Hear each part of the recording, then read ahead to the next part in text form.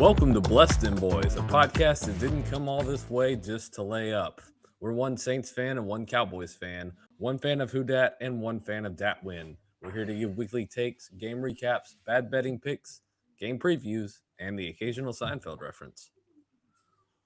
We're also here to give you your weekly patron Saint/Cowboy. And this week, we have wide receiver Gordon Banks. Gordon Gerard Banks, born March 12th, 1958, so he just celebrated a birthday, in Los Angeles.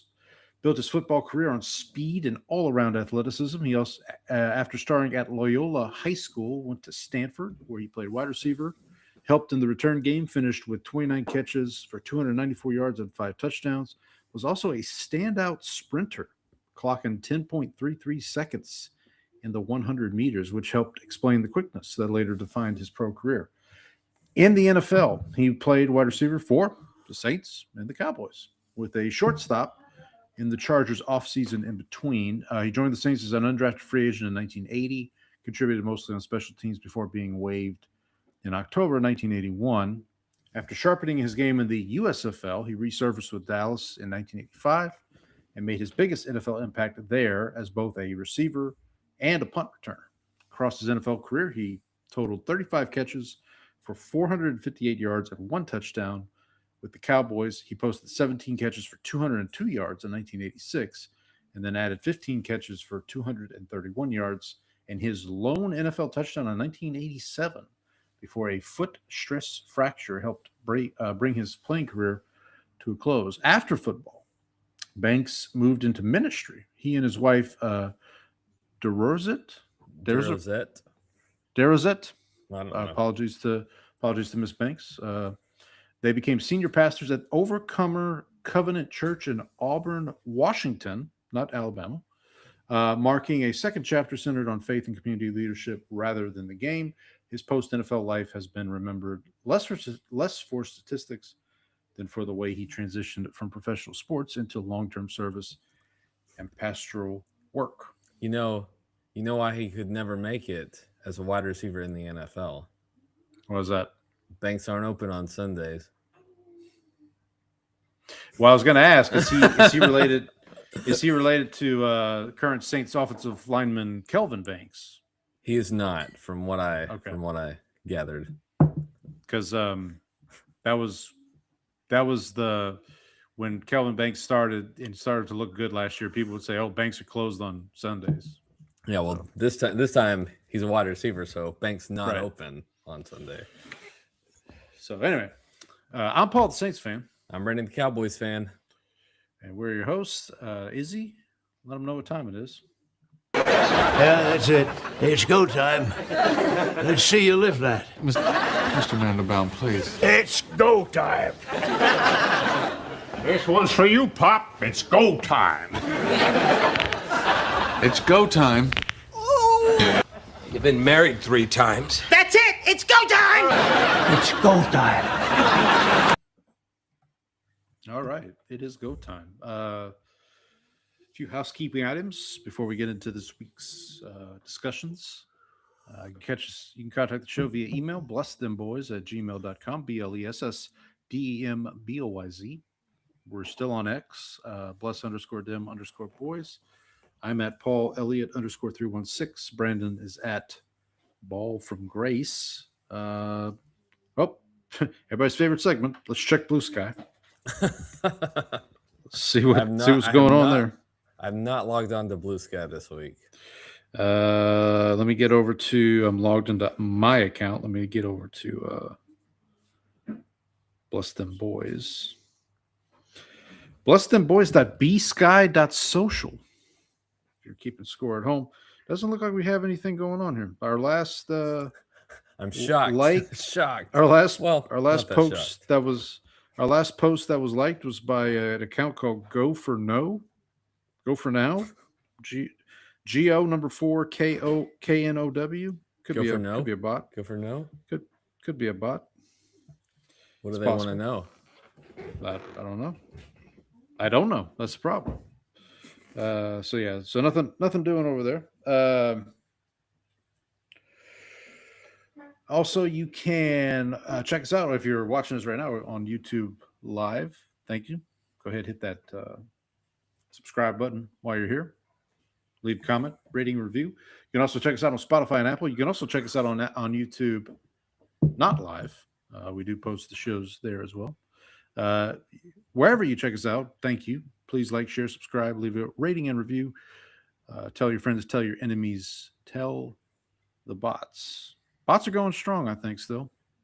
Still going strong. You can't stop the bots. I had to kill my bot as it started trading things that I didn't have in the account. So, might have to hear more about that in a minute. I was screaming at Claude at one point, so that was fun. What was Claude's response?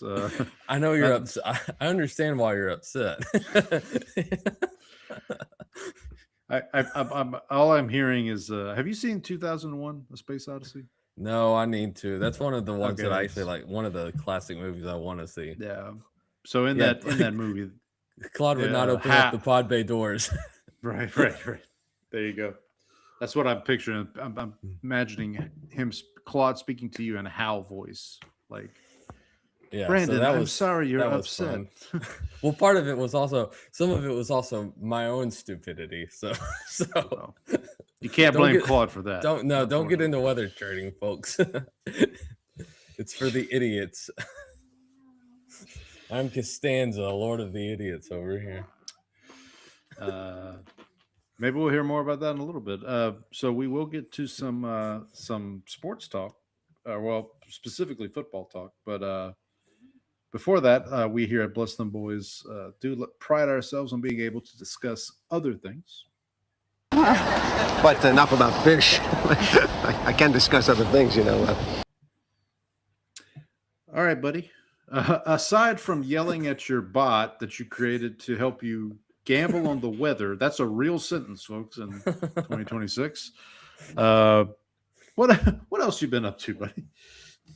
So Friday, I was off work, so I went to get a haircut, and then we took the kids to go see. Did you go to Ninja? Who was the guy? Gino? I can't remember that. Gino. Did you go to Gino or you go to the other guy? No, I went to the other guy. I made sure Gino wasn't there. You can't go to that butcher. Yeah, I had the Bachelor auction this weekend. So no, there you go. So we did that, and then we took the kids to see the Super Mario Galaxy movie, which was a lot of fun. Very good movie.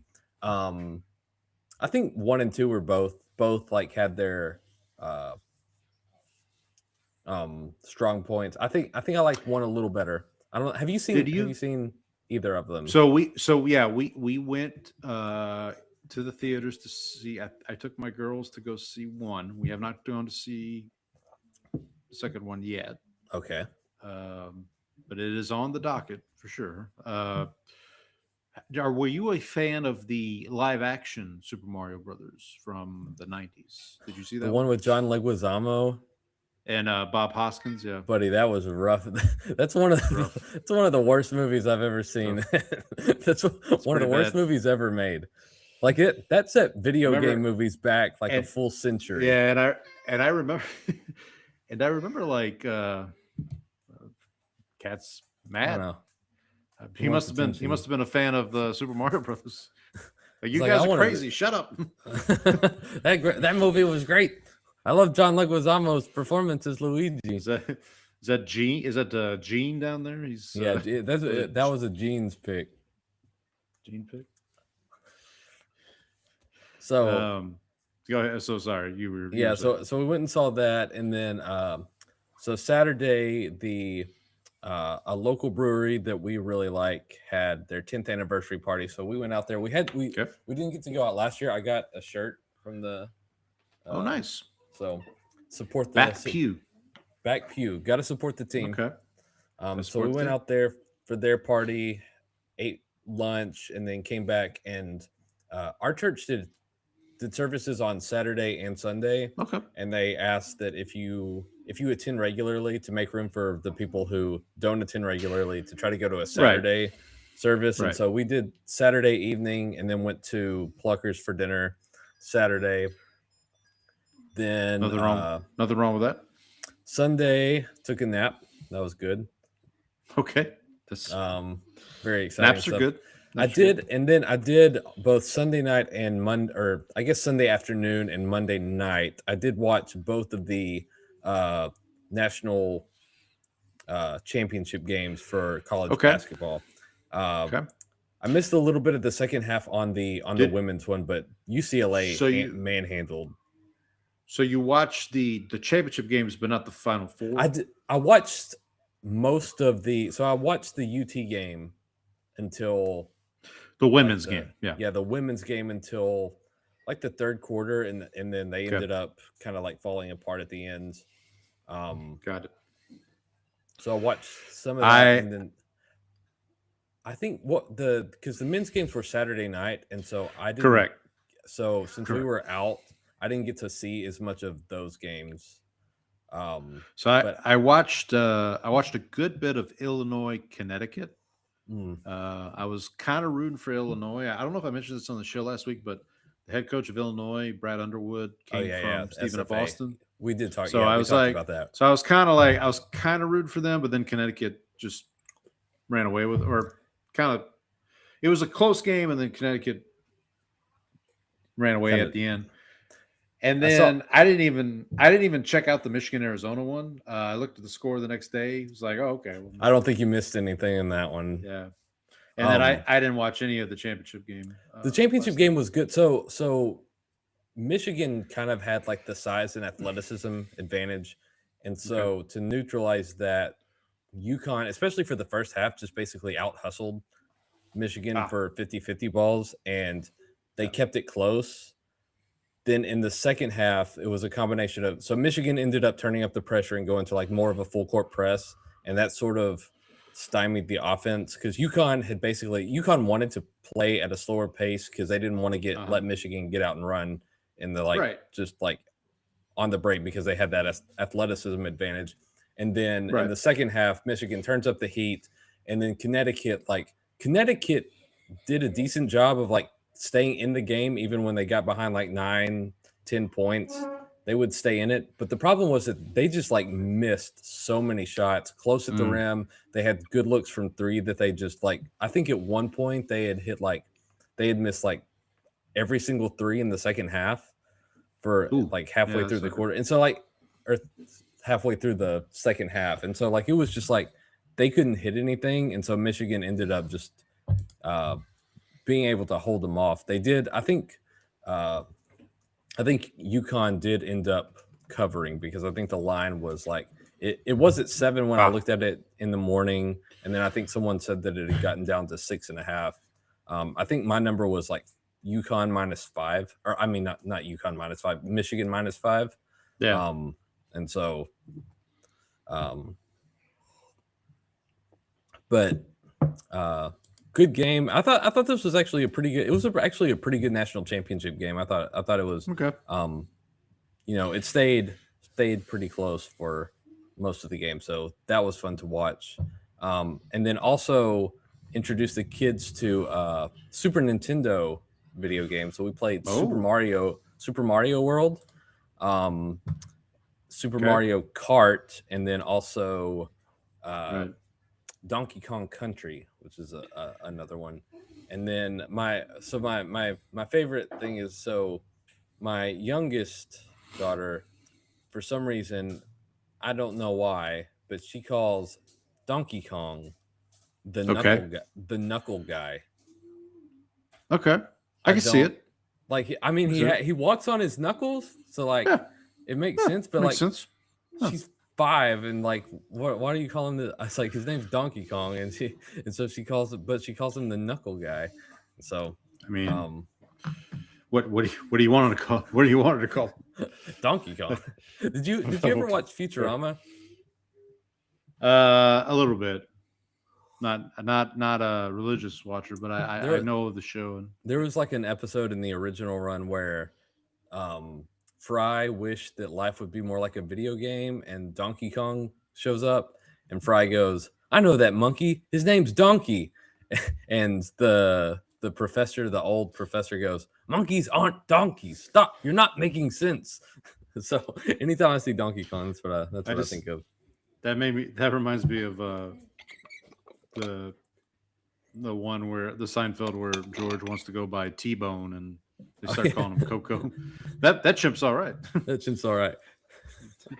I actually used that line on my kid because she was talking about she was giving, so she told me about how some monkeys, they figured out that they could do pretend play because they had like a tea set and they like pretended to drink the water in it. Right. And so I was like, there was also a monkey that knew sign language. And she goes, "Really?" I said, "Yeah, Coco. A chimp's all right." Chimp's all right. She was like, "Oh, okay."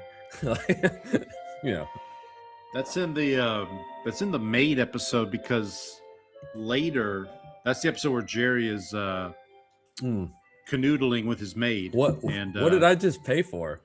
Right. And but later in the episode, the maid is like, "Yeah, we had a girl named Coco down at the whatever I used to work with. That guy was all right," or something. I forget how she phrased it, but so outside of that, the only other thing that I got up to was burning through like $50 in cash on weather bets. So it's been unseasonably cold here in Houston. So I sent you that one that was like the Boston one, which was like they're giving away dollars for 60 cents. And I was on that and people were, and so like I was tracking the National Weather Service, their weather station at Boston Logan Airport. And it's like, so I had 61 degrees or lower. And so everyone that like is commenting on is like, "Hey, let's just get this to 100 so I can cash out." And it's like, "Yeah, this is free money, blah, blah, blah." And so it gets up to 85 cents and I'm like holding, and I've got like a pretty good profit on it at that point. I was like, maybe I should just cash out and just take the money and run. Right. So apparently what happened, someone goes, Weather Underground and the National Weather Service are like 15 degrees different on this. And I was like, well, that's weird. And so what happened was all of a sudden, like this thing is like sitting at 57. It's 5 o'clock in the afternoon. And so like usually on these things, like 5 o'clock in the afternoon, there's no time for it to warm up to whatever. Right. And so like everyone's like, okay, let's just cash this out. This is done. And then all of a sudden the wind changes direction and it just goes like this 10 minutes and it goes up to like 65 degrees. And everybody and people, one guy was like, "I want insider trading investigation on this." and it shows a lot of times it'll show you like what people have like put on this, and a guy comments, he goes, "I think I'd probably understand the sea breeze before I dropped $2,000 on it." And so this guy had lost $2,000 on this thing. I was like, I lost $20. I lost $20 on this. If you're, and not to say that this was this particular gentleman's scenario, but if you're betting a mortgage payment on the weather, you got bigger problems than. But that's a call the hotline. Yeah. Oh, yeah. Get that guy a number. Yeah.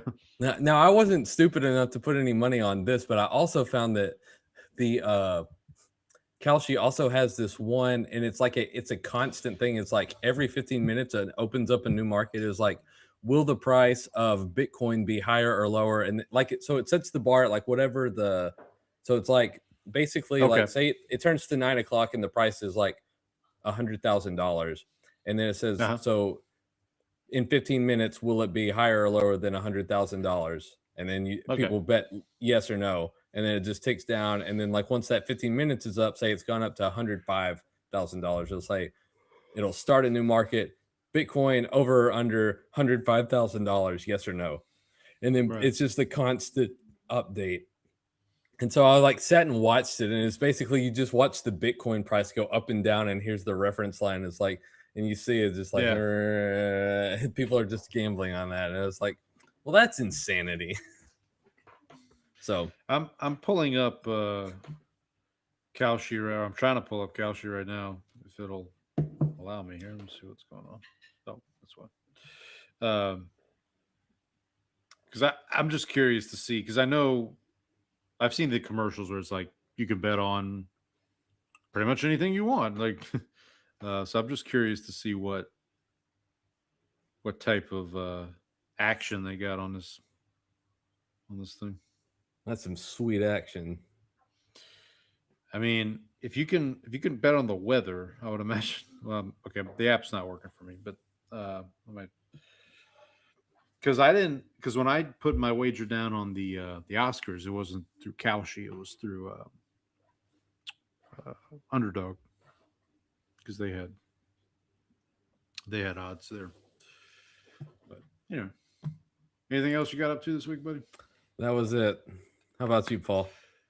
All right, so Easter was fun. Did a little Easter egg hunt, got it in before the rain. It was kind of a dreary weekend around here, but got that knocked out. Everybody had a good time. So got some movies, and I'm excited about a couple of these. But let me start with my Denzel challenge here. So week 15, the Cinechums challenge was watchlist amnesty, which basically means just watch anything on your watch list. So I put a restriction on myself that say, okay, I can only watch a Denzel movie that I hadn't seen before, basically. Which there's like, I think it was like 12 or 13 that I haven't seen at this point. So the one I chose was Virtuosity. This is a 1995 film starring Denzel, obviously, and Russell Crowe. I want to say this is like one of Russell Crowe's first big roles in America. So basically, it's some point in the future where they've developed an AI. So it's kind of relevant to today. But basically, they use this AI to train police officers. And Denzel plays, which I didn't realize. I definitely had seen trailers for this movie years ago when I was a kid. So this AI is basically, they've taken like all these different serial killers and put like information into this AI to like develop it. And Russell Crowe is like the embodiment of this. But within a digital realm, so to speak. Mm-hmm. Denzel plays a cop whose family was killed by a serial killer. He then took vengeance on the serial killer and went to prison. And they're now using Denzel as like a test dummy for this AI, pretty much. Well, at a certain point in the movie, someone puts the AI into a synthetic android, basically, and lets it out into the world. And this is Russell Crowe. So Russell Crowe's going crazy. So they basically get Denzel out of prison to hunt down Russell Crowe, and that's pretty much the movie. It's pretty cheesy, I would say. Obviously, this is the first time Russell Crowe and Denzel share the screen. The next time they would is American Gangster, like 2007. It's fine. I mean, it's worth checking out. It's not the best thing. 90 minutes, 90 pages. Yeah, it's not. Yeah, I think it is. I think it is like 90 minutes or something. I should have saved that comment for your. No, you're good. You're good. So this ties into one of the two Seinfeld connections that I watched this week. So this movie came out in 1995, Virtuosity. Another movie that came out in 1995 is a provocative movie called The Net with the Girl from the Bus, as Frank Costanza once said. So this is the Sandra Bullock movie that she plays a and I didn't really know a lot about this movie except for like the Seinfeld reference. I've heard it's good though, isn't it? It's not bad. I mean, it was better than I expected. So the concept is very. So here's the concept. So Sandra Bullock plays like a computer programmer who works from home. All right, this is in '95.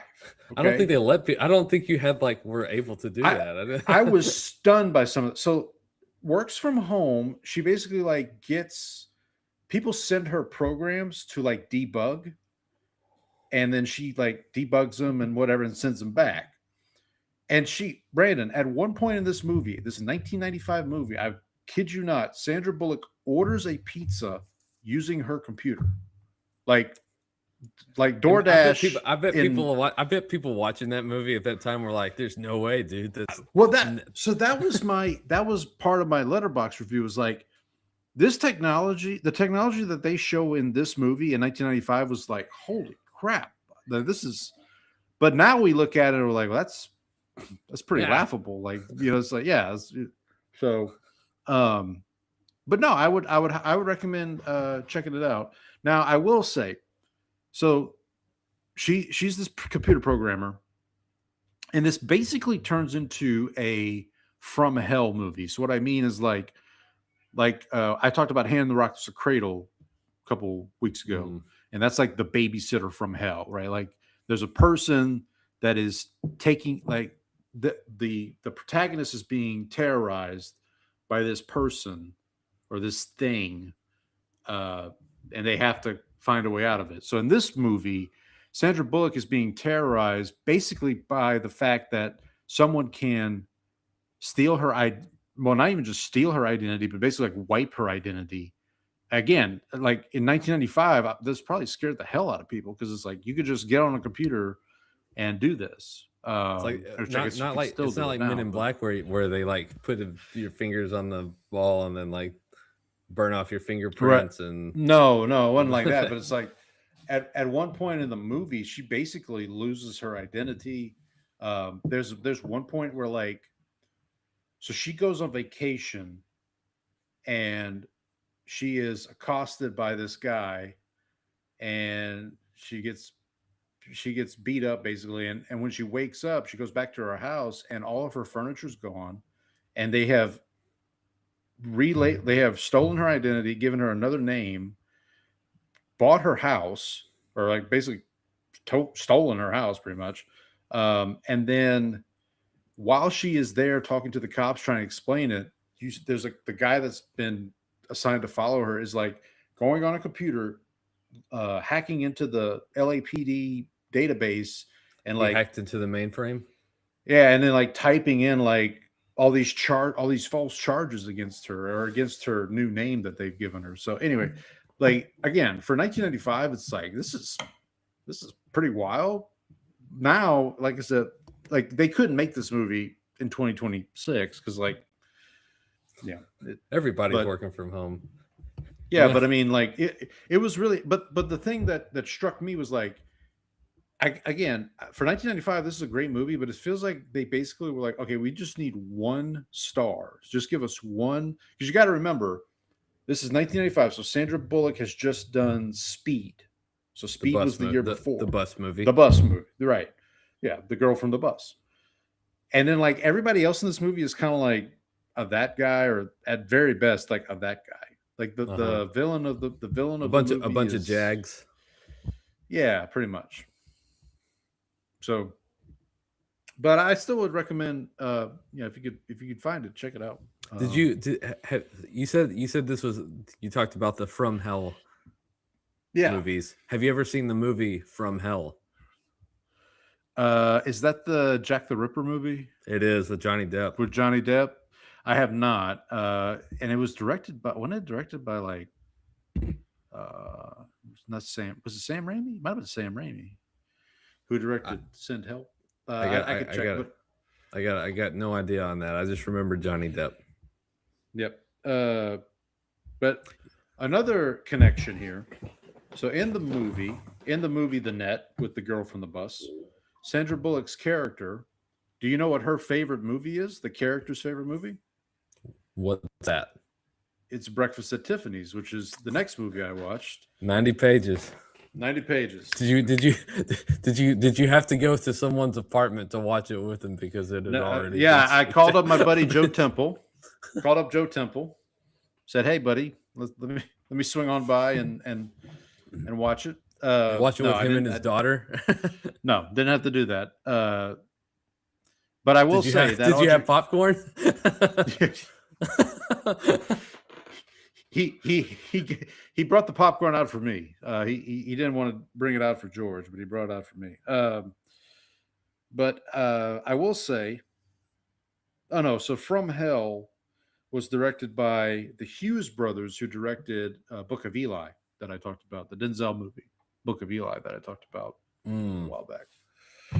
Anyway, so but Breakfast at Tiffany's, I will quote George Costanza by saying Audrey Hepburn was a delicate flower. I will say that she was. It's a very cute movie.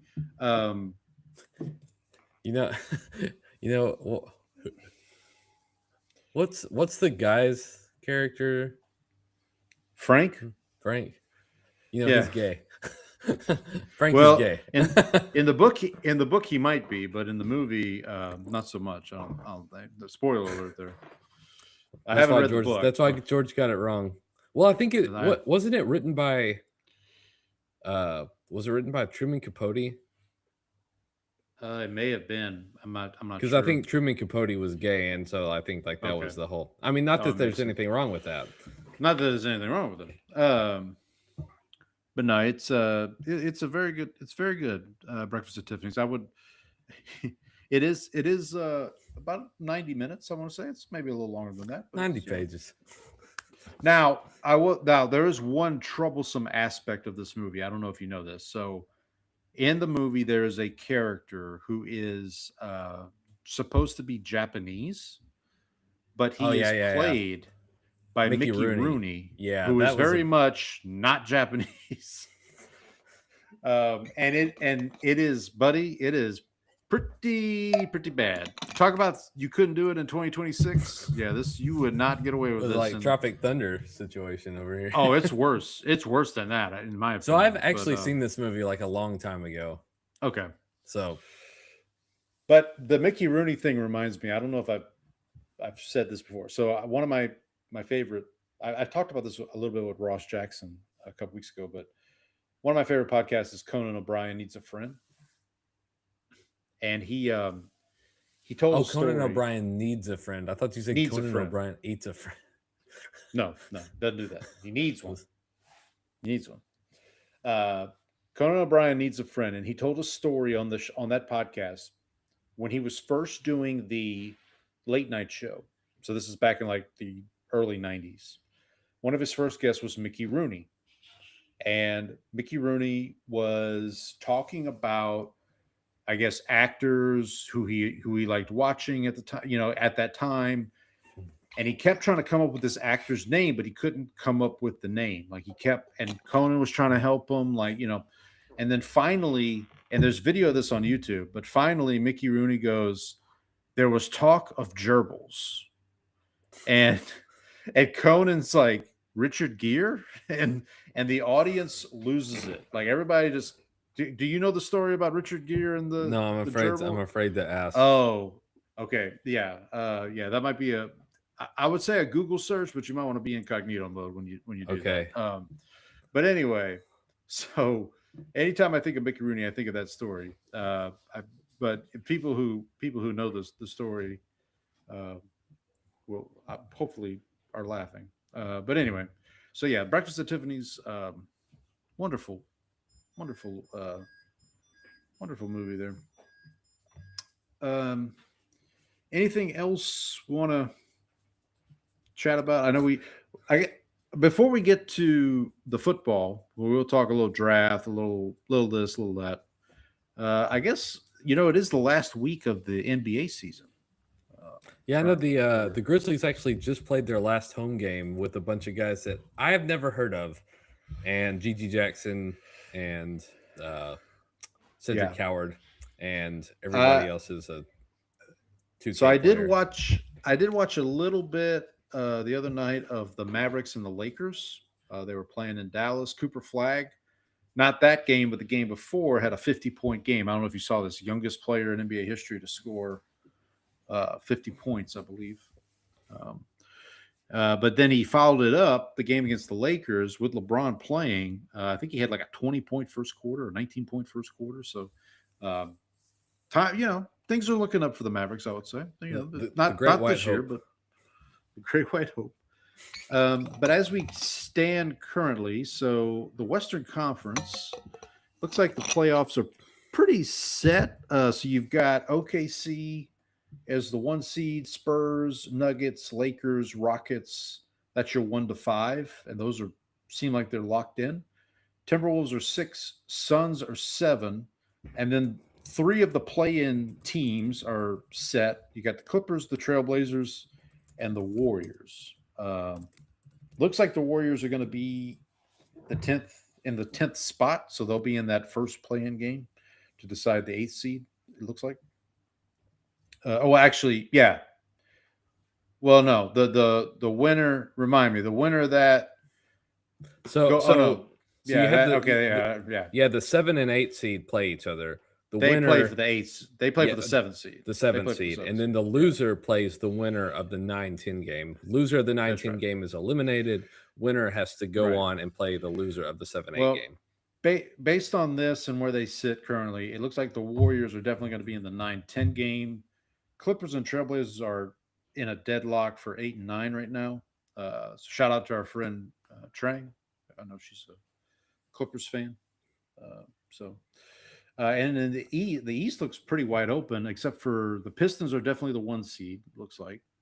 Yeah, I think the question with the Pistons on how deeper run they can make is going to be Cade Cunningham because he had a collapsed lung, which is that's less than ideal. Did the Chargers team doctor give him a shot? Injected him with some. Poor Tyrod. Shout out to Tyrod Taylor.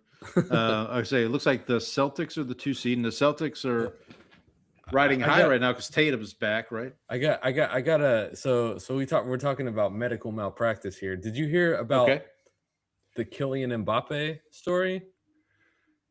No. Do you know who Kylian Mbappe is? No. So he is a French soccer player. Okay. Was on the team that won the World Cup before. So the 2018 World Cup, I think he was on that team, and also on the 2022 team that lost in the final to Messi in Argentina. He started at Paris Saint-Germain and then he is now with Real Madrid. So he had a sore knee, so he went to get an MRI on his knee. Apparently it was not communicated to the doctors which knee needed to be looked at because they misdiagnosed it because they looked at the wrong knee. Ew. And apparently this is not the first time that this has happened. So wow. Really so by misdiagnosed, were they like, yeah, this knee's fine. Yeah, this knee's fine. Go on, you're good. And then it's crazy. I think it kept hurt. I think he didn't severely injure it, but he went out there and he's like, this still doesn't feel right. And then they're like, oh, we did the MRI on the wrong knee. It's not ideal. Okay, so we got the Pistons as the 1 seed in the East. We got the Celtics, Knicks, Cavaliers. That's your 1 to 4. Or I guess 2 to 4. Celtics, Knicks, Cavaliers. Hawks are currently 5th. Raptors are currently 6th. 76ers, Hornets, Magic, and Heat round out your 10. But there's 4 games that separate the Heat at 10 and the Hawks at 5. Now, there's only I think everybody has 3 or 4 games left. So nobody's locked in 5 through 10 right now. But, it's probably going to be, I'm guessing, because everybody else in the East is eliminated. So everybody below the Heat is eliminated. So. Is there a team that you will be cheering for outside, since both of our teams are out of it?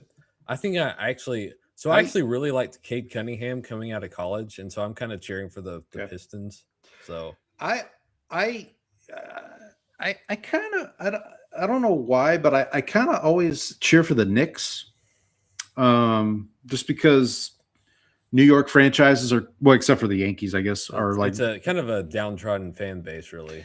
yeah, and a lot of podcasts I listen to, I find are for some reason hosted by Knicks fans. Like I don't know how that happens, but I'm always been a Celtics supporter. My wife, so See, I can't. No, thanks. my wife's grandfather, who passed away several years ago now, he was a Celtics fan. I remember when I first met my wife and I first met her grandfather, huge Celtics fan, like would watch the games, cuss at the TV. I guess he probably just grew up, like when he was growing up, like that was the only team. And yeah, that's a lot of these teams, like the bigger market teams, like they ended up with a lot of fans in those days because they were like the only teams that were broadcast nationally. If you didn't have like a regional, so like I know a lot of people became Cowboys fans because of that, because they like Chris Vernon, who is like grew up. I think like his dad originally worked in New York, and then when he was a kid, moved him to Memphis. Like he said that the team that they like grew up watching was the Cowboys. Those games were on, yeah.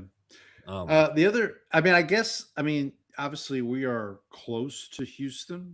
We live in the Houston area. I just, for some reason, I can't get behind the Rockets. I don't know what my problem is there. Well, the Rockets like are also like in the division with the Mavericks and so like it's hard to get on like if they were in the East, if they were in the East, then it would probably be fine, right? But I have much respect for the Spurs, but I will never root for the Spurs. I'll put it, shout out to our friend Donnie, the Nuggets, number 3 in the West right now. Might be a Spurs Nuggets second round matchup at this point, if things play out a certain way. So it looks like I'm guessing in the West it's the Thunder's conference to lose probably at this point. They are the defending champions. Yeah, they're the defending champs. So hard to bet against them. I'll probably just root for, I don't want to say all out chaos, but I'll probably root for like some upsets. I don't usually, the thing about the NBA playoffs is like, because they're these 7-game series, and like I'm not going to watch all of but if there's a series that I find appealing, like Spurs Nuggets, or in the East it'd probably be something like Knicks Celtics, I'll probably watch a couple of those games, but and then I'll try to check in for the finals, or the Eastern Conference and Western Conference finals.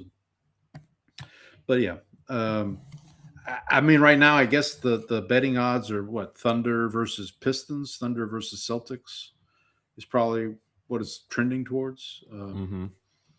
So yeah, we'll see. You want to quickly talk about baseball? I know we chatted a little bit about it last week. Yeah, the Rangers had a little bit of a slump against the Reds. I know the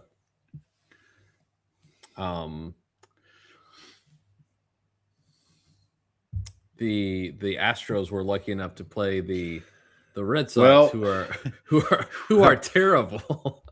Yeah, apparently. So they sweat. So as we sit today on April 7th, as we're recording this, the Astros are 6-5. They are tied as atop the AL West with the Angels. The Rangers are only a half a game back at 5-5. So yeah, the Astros swept the Red Sox. I think while we were recording last week, they were in the process of beating the Red Sox in game 2 of that series. They swept the Red Sox. Then they go to, where are the Athletics playing? Vegas? Where are they? No, I think they're still in Sacramento, aren't they? Oh, Sacramento, right? Okay, yeah. So they go to Sacramento to play the Athletics. They get blown out Friday night. They lose 11-4. Saturday, they beat the Athletics 11-0. So they give up 11 on Friday, score 11 on Saturday. And then on Sunday, it's a crazy game. I gotta pull up the box score. So the Astros score first on Sunday. They score 3 in the top of the 5th. The A's score 5 in the bottom of the 5th. Astros tie it in the top of the 7th. They score 2 to make it 5-5. A's score 4 in the bottom of the 7th to go up 9-5. Astros score 4 in the top of the 8th to tie it at 9. They go to extras. Astros get a run in the top of the 10th, make it 10-9. And then I think it's Rooker. Britt Rooker. Rooker hits a walk-off 3-run homer to seal it for the A's in the 9th. So do you know the Astros lose. Do you know where Britt Rooker is from? Somewhere in Texas. I don't know. Memphis, actually. Oh, there you go. Mm-hmm. And then I think the Astros, they're in Colorado. Actually, shout out to Donnie again. So y'all got a pretty nice layup schedule to open the season. Well, you say that, but they lost to the Rockies last night. They're playing the Rockies right now. The score is 1-1 in the bottom of the 3rd. So Rangers currently up 3-2 on the Mariners, who they beat last night 1-0. I will say one other thing about the Astros. Yordan Alvarez has started off the season white hot. Like he's like their entire offense, isn't he? Yeah, pretty much. Let me pull up his stat line here. So he's had 34 at-bats so far this season.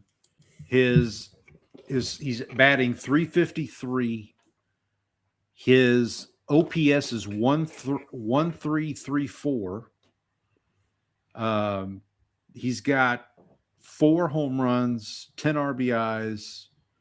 He's been walked 13 times. Yeah, he's been on a tear. I want to say I saw a stat like he has the highest slugging percentage of any left-handed batter against a left-handed pitcher since like Barry Bonds, when Bonds was in the prime of his. You mean so far this season? I don't remember if it was so far this season or it was career. I meant to because it was like somebody sent out a screenshot, and let me see if I could find it real quick. Yordan, if you want to camp while I do that. Well, the Stars are currently losing to. So the Stars have like basically clinched their playoff spot. So they have they are currently losing to the Calgary Flames right now, 2-1. I know you're really excited about the hockey playoffs coming up. Yeah. So when did the playoffs start? That's a good question, started, Paul. I think they're almost here. I think they're kind of in line. They've kind of fallen in line with the NBA playoffs. Okay. Yeah, I mean they usually do. Yeah. Yeah. So I assume will you be joining me on the Stars bandwagon? Sure. Why not? So the NHL playoffs begin on April 18th. April 18th. So about 2 weeks away. Yep. About a week. 11 days, a week and a half. 11 days. Yeah. 11, week and a half. Yeah. Okay. Yordan Alvarez's .591 slugging percentage versus left-handed pitching, 1,000 career plate appearances, is the highest by a left-handed batter versus a left-handed pitcher, period. In the expansion era since 1961. So through 8 games this season, so this is obviously from earlier, this is from like last week probably, Alvarez has kept the trend going, .529 with an OPS of 1.767 versus left-handers, and is hitting 176 against right-handers. That's crazy. So he destroys left-handers, but he struggles a little bit against right-handers. It's weird. That's backwards. That is backwards. I mean, the Astros as a whole have been pretty good offensively. Their pitching's been, but like Hunter Brown, who I think started opening day for them, he's out 3 weeks now with some kind of injury. I know McCullers pitched pretty well. Let me pull up their pitching. I mean, Hunter Brown had 17 strikeouts in 10 innings, so that's not bad, but now he's going to miss 3 weeks. They do have the Japanese pitcher that they signed, Tatsuya Imi. Imai. Sure. So we'll see. I mean, if their pitching can hold up and if their offense can stay hot, that's the problem. So my experience with watching the Astros has been their offense will go like a couple weeks where they're just like humming and they're just scoring runs at will, and then they'll have like a series where they just cannot score any runs. Like it's just like it's like they score them all in bunches. Yeah. It's like they score all their runs in bunches and they can't score anymore. So I'm gonna take a quick break, buddy, if you want to camp. Okay. Let's check in on some I'll be right baseball back. scores. I'll be right back.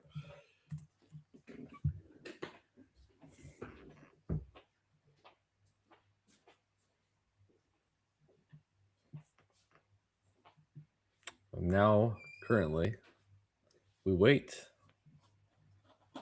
for the MLB website to load. All right, let's see. Scores. Okay, so games that have gone final today.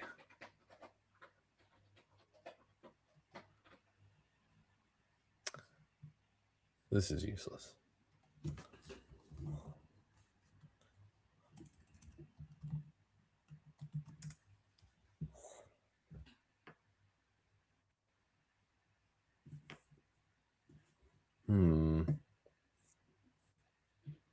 Complete scoreboard.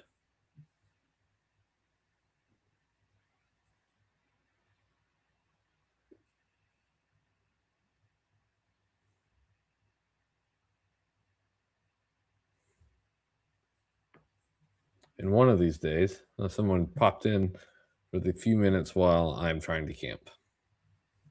Okay. Well, the Pirates beat the Padres 7-1. The Red Sox beat the Brewers 3-2 at home. Cubs on the road against the Rays won 9-2.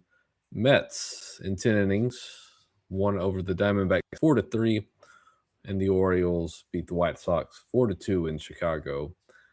The Guardians pull off the win against the Royals 2-1. Games in action right now. I mentioned the Rangers currently up 3-2 over the Mariners at the top of the sixth, played in Arlington. The Reds lead the Marlins in Miami 6-2. The Cardinals and Nationals in Washington tied at 5-all in the bottom of the eighth. The Athletics lead the Yankees 3-1 in New York in the top of the eighth. Bottom of the eighth, the Dodgers lead the Blue Jays 3-1 in a rematch of last year's World Series. The Tigers trail the Twins 4-0 in the top of the seventh. And the Astros and Rockies tied at a run apiece in Colorado. Still to come tonight, we've got the Braves facing the Angels out in Anaheim and the Phillies facing the Giants out in San Francisco. Back to you, Paul. Yeah, that one run for the Astros was a homer by Christian Walker, who's been on kind of a hot streak here last couple of games. Christian Walker should have a hot streak. It was Easter this week. You would think. You would think. You never miss. It's really impressive. All right, buddy. Football stuff? Let's talk some draft a little bit. We'll probably do a mock draft here in a minute, but I do want to note some top 30 visits. So you've got yours pulled up on your end, and you can fact check me as well. So the Saints, and I'm pulling this from CBSSports.com. The Saints have had top 30 visits with the following potential draft prospects. Now, we should mention, I think we talked about this last year. When we say top 30, that doesn't mean that they're expecting these guys to go in the first round. It's just each team gets 30 visits slots, 30 slots to visit with potential draft prospects. So on my list for the Saints, I have Mekhi Lemon, wide receiver, USC. Ted Hurst from they have it listed as Georgia, but it's Georgia State. Yeah. Yes. Yeah. They have LSU's corner Mansour Delane, which I think we talked about him last week, maybe or a week before. They have Penn State safety Zakee Whitley. And then 2 more wide receivers, former teammate of Tyler Shuck, Louisville wide receiver Chris Bell. And today was reported Ohio State wide receiver Carnell Tate coming in for a visit with the Saints. Is there any more on your list? That also see that they've got some scheduled to take visits. They haven't happened yet. That's Auburn offensive lineman Jeremiah Wright and Maryland offensive lineman Alan Heron. Both said that they will be taking 30 visits with the Saints. I've heard both those names. I also heard, I mentioned this to you before we turn the mics on, offensive lineman from Memphis. I believe his name is, give me 1 second, we can get to it. Travis Burke, I believe, is the gentleman's name that the Saints are visiting with. Hopefully those offensive linemen are interior offensive linemen, because that's kind of where the Saints need to address at this point. They did sign David Edwards, obviously, in the offseason, but I think still need some help there. I think one of the big tells, a lot of times it's like you look at the specific players a lot of times, but one of the more important things is actually what position they're bringing in. So I think this kind of points to the fact that the Saints are looking at wide receiver, surprise, offensive line is another one, and then secondary help. They've got Mansour Delane, the Penn State safety as well. There was a report from Tony Pauline, who's been writing about the draft for quite a while, saying that the Saints may target Kenyon Sadiq, the Oregon tight end. I don't know if I'd want him at 8, but that's way too rich. Yeah, but if there's a trade back, which we know the Saints don't do that, but if Sadiq maybe falls in the first round, and maybe the Saints could come up from 42 in the second round, maybe come up to the back end of the first round for him. I'd be okay with that. For your Cowboys, here's who I have visiting with your Cowboys. You got Malik Muhammad from Texas. There you go. You have a defensive lineman, Renee Kunga from Louisville. Come on, say, body, baby, do that conga. No, you can't control yourself any longer. Yep, him too. You've got safety Kamari Ramsey from USC. Edge Romello Height from Texas Tech. So not David Bailey, but the other edge. They're gonna have quarterbacks afraid of heights. There you go. Also Mansour Delane from LSU, defensive back. A wide receiver here, Omar Cooper Jr. from Indiana, who I've heard good things about. And then finally, another Texas alum, linebacker Anthony Hill Jr. I've actually got a lot more names on here. Okay. From their list. So I'll just read them off in the order that they have them. So they have Louisville wide receiver Chris Bell is one, Arizona defensive back Traden Stukes. They're heard a lot of good things about Stukes. Yeah. I've heard good things about Bell too out at Louisville. Yep. Interested in hosting defensive lineman Uar Bernard. Never heard of him. Oh, wait, hold on. Timeout. Okay, so this guy, Bernard, this guy is from Nigeria. Is this the IP? The international player? And this he posted like this freak of nature workout the other day, where it's like he ran like a 4.6 at 300 pounds or something like that, and like it was like he has like less than a 1% body fat, like this just absolute genetic freak. So he's just a specimen, is basically. You continue. I'm going to pull up his numbers so we can. So they've also got Texas Tech defensive end David Bailey, another one. Right. Arkansas quarterback Talon Green. From what I hear is, Joe Milton. Someone said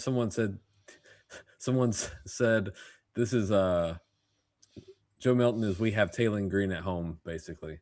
Right. Toledo safety Emmanuel McNeil Warren, Ohio State safety Caleb Downs, and Linebacker Arvell Reese is another one. Okay. Ooh, Vanderbilt okay. tight end Eli Stowers. Missouri linebacker Josiah Trotter. Stephen F. Austin cornerback Charles Dimmings. Axum Jacks. Ohio State linebacker Sonny Styles. Yep. And then I believe did you mention Keontae Scott from Miami? No, I Okay, did not. Keontae Scott, and then But Njalik Kelly from UCF, the defensive end. so real quick on Deontay Scott, we had Ross Jackson on the show a couple weeks ago. Deontay Scott's one of Ross's guys. Like Keontae Scott. Keontae Yes. Scott. He's one of Ross's guys who he's been pounding the table, I would say, for the Saints to take a look at him. If they don't get Caleb Downs, maybe in the first round, Keontae Scott could be somebody in the second round if he lasts that long for them to look at. All right, so here's on Bernard, defensive tackle. Here's his measurables. So his RAS score is a 9.9. But here we go. So he's 6'4", 306. He broad jump 10 feet 10 inches, vertical jump 39 inches. His 40 was a 4.63 with a 10-yard split of 1.58. Now his one anomaly was his 3-cone drill was like 8 seconds, but somebody pointed out like he probably didn't even know how to run the drill. Like he probably just like So this is a guy that you're going to draft on traits and that hope you can coach him up basically. Yeah, but I mean, I think it was Bruce Feldman or somebody was posting pictures from the workout, and this guy just looks like a genetic freak, man. It's I did want to mention a couple of names that you talked about. Let's start with David Bailey. Did you see this report that possibly I think it was McShay was saying the Cowboys might be looking to trade all the way up to pick 3 with the Cardinals to get Bailey? I've heard also pick 4 is a possibility with the Titans. Yeah. So how would you? So here we are. So it's draft night, April 23rd. It's around the corner. We're here live. We're watching it, and all of a sudden, we get the ping from ESPN. It says the Cowboys have traded up. Cowboys have traded up for David Bailey. How would you feel about that, buddy? I mean, I think I'd be fine with it. I know it's going to the problem is it's going to cost a lot. And so I think a lot of that is going to depend on how the next couple of days go. Like, are you still able to fill in more depth for that? Yeah. So yeah, I mean, now speaking as a guy whose team has traded up for pass rushers in the past, it's hit and miss. I'll say that. Well, as long as if they draft a guy from UTSA, then I'll be really out on. Yeah, I would advise against that. Trying to think, there were some other names you said that I did send you that list that I have. Like, there's a list of players that at this point that I would be very happy if the Cowboys got. Right. And so that's Reuben Bain, Sonny Styles, Caleb Downs, Dylan Thieneman, Emmanuel McNeil Warren, Mansour Delane, Avion Terrell, Bailey. I can't think of his. David Bailey, and then Jacob Rodriguez. So not in any sort of order, but those are the guys that, like, if we end up with one of those, I feel good. If we end up with 2 of them, I feel really good. Have the Cowboys met with Thiemann, the Oregon safety? I have not seen him on the visit list. So okay, that doesn't mean anything. But I think they might like McNeil Warren a little more for what he could do. Like, he may be a better fit in the Christian Parker defense. Yeah, McNeil Warren reminds me a little bit of Eamon Wari from last year? Yeah. Well, a couple years ago, I think. I think this was his second season. Yeah. Yeah. So I'm not saying he's that level of player, but like that a guy that you could get late first, early second that can kind of revamp your defense a little bit. So I did want to mention. I think he's also got like a little bit of versatility. Him and Downs both. You can move them around a little bit and kind of play them in the slot a little bit as well. So it's not just a hard safety pick. It's also you're getting a little bit of a nickel position out of it as well. The other guy I wanted to mention that you talked about with the Cowboys was Eli Stowers, the tight end from Vanderbilt. There was a report, I think yesterday, I forget who reported it, but basically it says that teams have been working him out as a receiver in addition to a tight end. So it might be a Jimmy Graham type situation. Did he play basketball? I cannot confirm. Okay. I don't know. That's the real question here. That's the real question. I bring him up because he's also on my list. I see him that he visited with our buddy Donnie's Broncos. So shout out to Donnie, who they don't have a first round pick, right? Because they traded it for Waddle. Right. Right. Their first round pick. The Dolphins now they're one of the teams with 2 first round picks. Right. And then our buddy Andy, the Bears, I have them no real big names that they've met with. A couple offensive. Well, let's see. We've got defensive tackle Caden McDonald from Ohio State, linebacker Jimmy Rolder from Michigan, receiver Dejon Stribling from Ole Miss, a center from Kentucky named Jaeger Burton. Okay. Okay. Sounds good to me. Then a running back from Kentucky, Seth McGowan, offensive lineman, from Duke, Brian Parker, tight end, Syracuse, Dan Valeri. So not a big name. I mean, the Bears obviously picking, in the back of the first round, based on their success this past season. Your guy Kilgore, I see, Jalen Kilgore, he visited with the Panthers. Looks like. Yeah. We also should mention non-draft related teams that hired new head coaches this offseason. They could choose to start offseason activities this week. So I know the Ravens started yesterday, and then all the other teams that hired new head coaches started today. So you're talking like the Bills, the Giants, Cardinals. I can't remember all of them off the top of my head, but those teams that. So we're getting closer. I mean, obviously the draft is now 16 days away, the 23rd, the first round of the draft. So 2 weeks coming. I did want to bring up. So Peter Schrager posted his first mock. Yes, of the draft season, and so I did pull out what he had for our team. So he has the Saints taking Reuben Bain Jr. at pick 8. Yep. You like that? I'd be okay with it. Yeah. I am very interested in one of these pass rushers playing alongside Chase Young, and Chase Young playing at the level he was playing at the end of last season.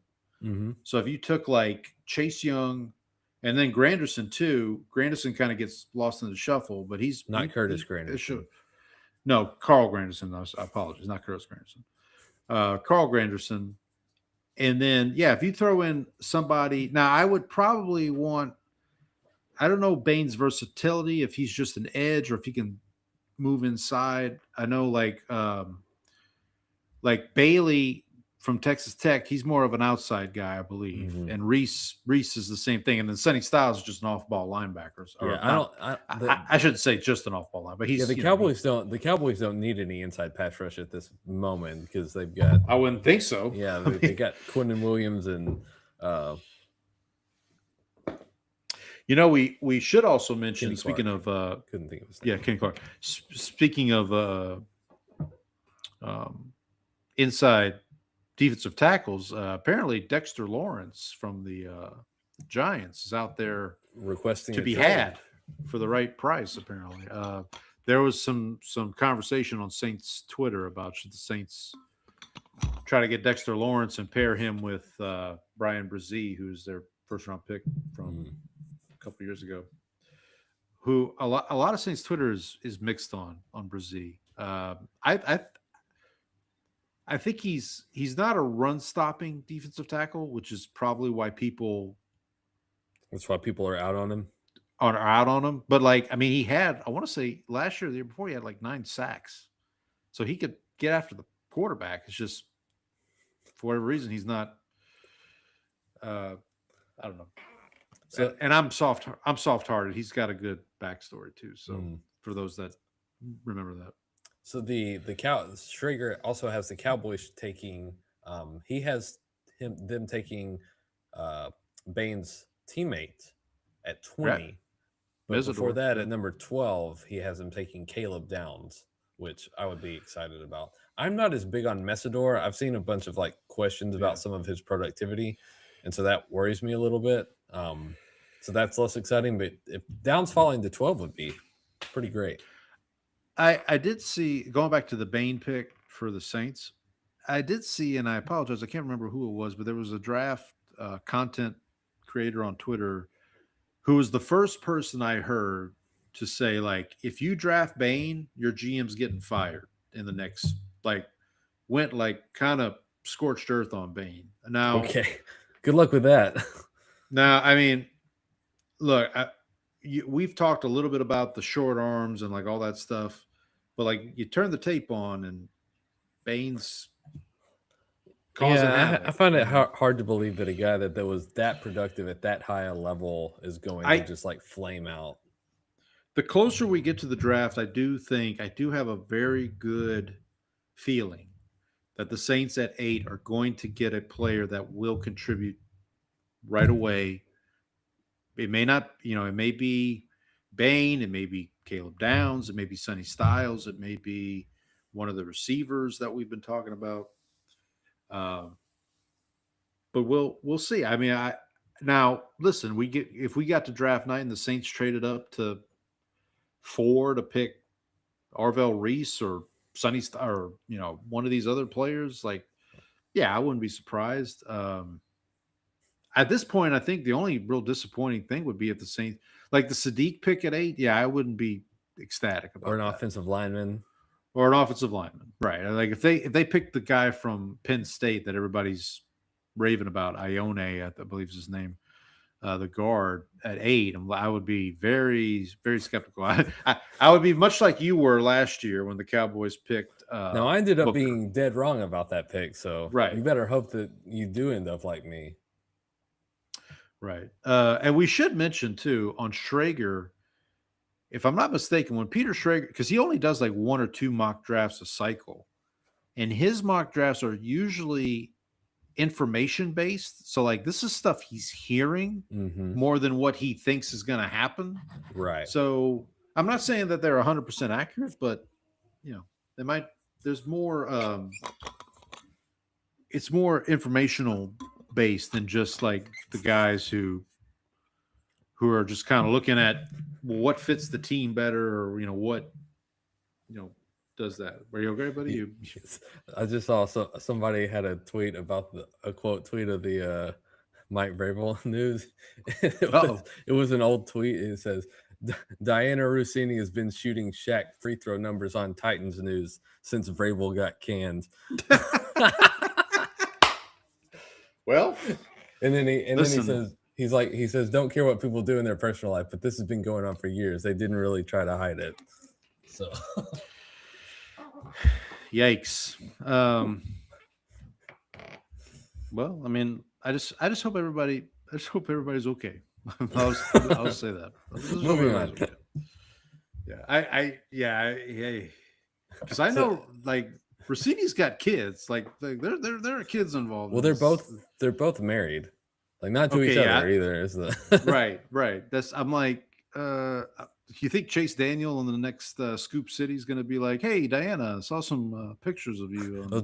Well, somebody also said Travion about to drop a banger Bible quote about adultery. Yep.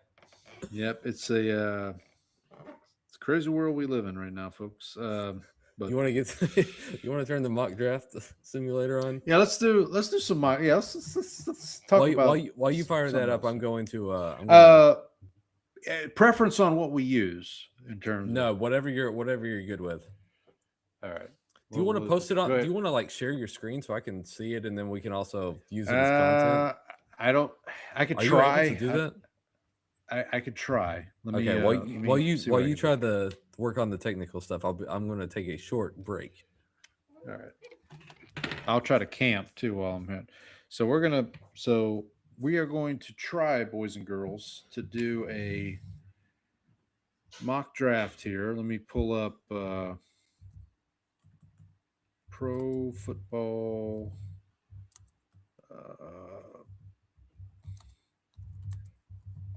Hopefully this is not causing any issues with me here.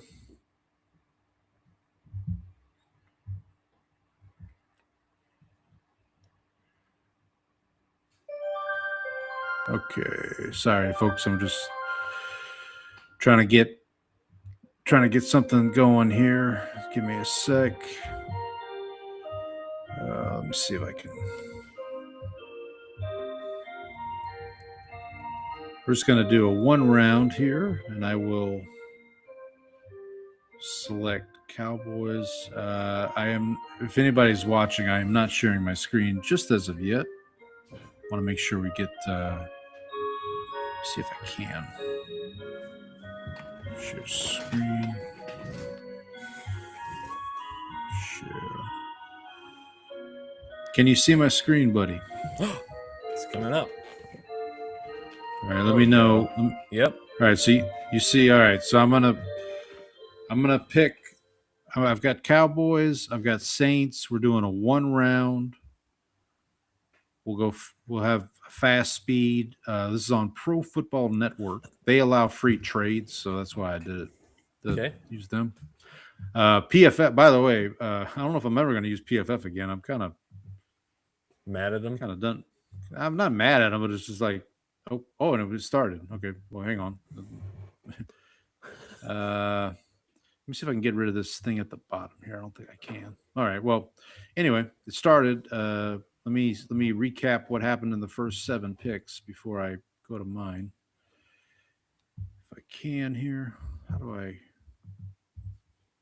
Nope, I don't want that. Don't want that. Okay, how do I get? So it looks like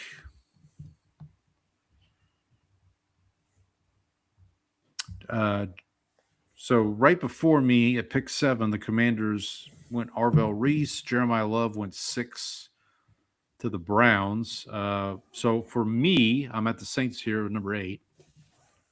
I'll give you the top 5 available here. You can still see my screen okay, buddy? Yep. All right, so I've got Mwanga, I believe is his name, from Miami. I've got Caleb Downs, the safety from Ohio State. Got Delaney from LSU. Monroe Freeling from Georgia. Jamad McCoy. Got Mekhi Lemon. Caleb Lumu. Got Jordan Tyson. Got 2 Oregon guys there still available. So let me see if I can. Okay, here we go. So here was the draft up to this point. So Mendoza, Carnell Tate to 2, which I heard is actually a possibility. Okay. I've heard someone say that's a possibility. David Bailey 3 to the Cardinals. Reuben Bain to the Titans. Sonny Styles to the Giants. Jeremiah Love to the Browns. Arvell Reese to the Commanders. I haven't heard a lot of Jeremiah Love to the Browns. That seems, I mean, I guess it makes sense, but like it seems odd. All right, I do have a couple trade offers here. So speaking of the Browns, they want to come up from 24. They're going to give me 39 and next year's 3rd. The Rams want to come up from. Oh, that's actually a pretty good haul there. What's the other one? The Dolphins just moved back 3 spots. So if I took this, that would give me 11, and then that give me 42 and 43 in the 2nd round. And to move back 3 spots, somebody's going to – I don't think Downs is going to make it to 11 we'll see. if I do that. I feel like one of the receivers would make it to 11, though. I don't know who the Dolphins would be coming up for. I'm guessing they would be coming up for Downs because they just traded Waddle. No, actually, they'd be coming up for a receiver probably because they just traded Waddle. Right. You know what? Just for yucks, let's take that one. So we're gonna take the Dolphins straight here. So I'm gonna get 11. I'm gonna get and 43. If I can accept it, I've got a something in my way here. Go away, Kroger. I already shop at Kroger. I don't want to. You don't shop at HEB? Oh, I do. I shop at HEB as well, but okay. This is not working as I had hoped. Kramer, this phone's a piece of junk. Kramer, this phone's a piece of junk. Yeah. Okay. Well, I guess I'm not going to take that trade. Okay. Sorry, Miami. I guess I'll just make a pick. Make a pick.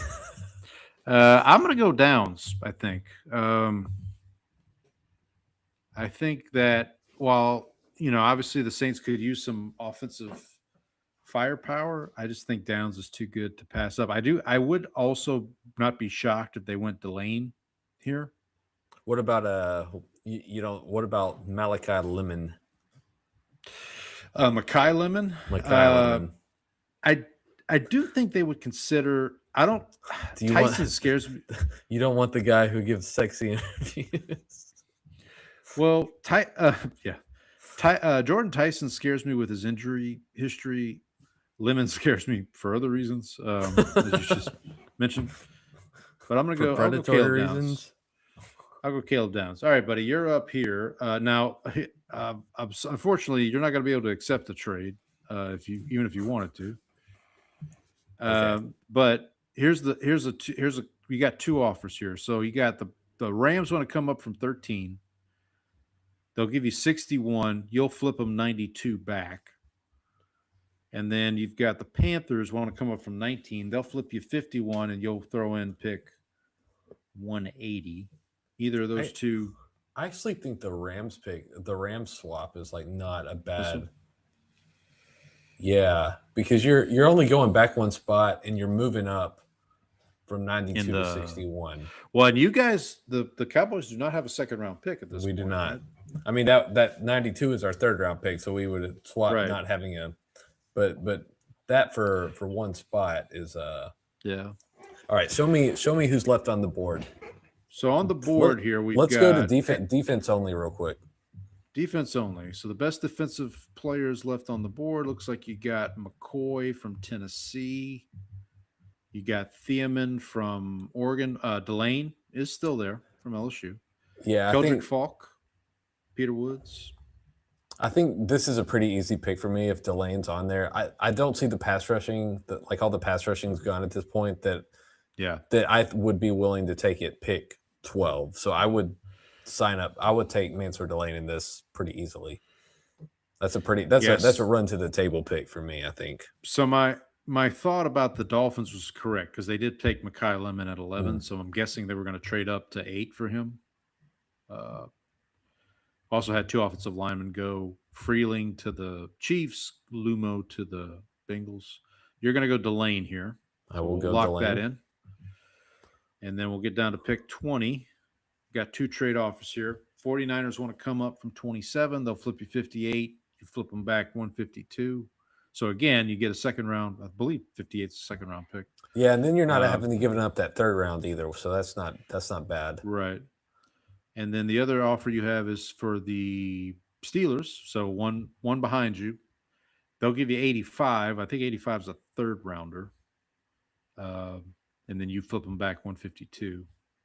Yeah, I think that's probably good. That's a pretty good deal right there too, because you're picking up another third rounder.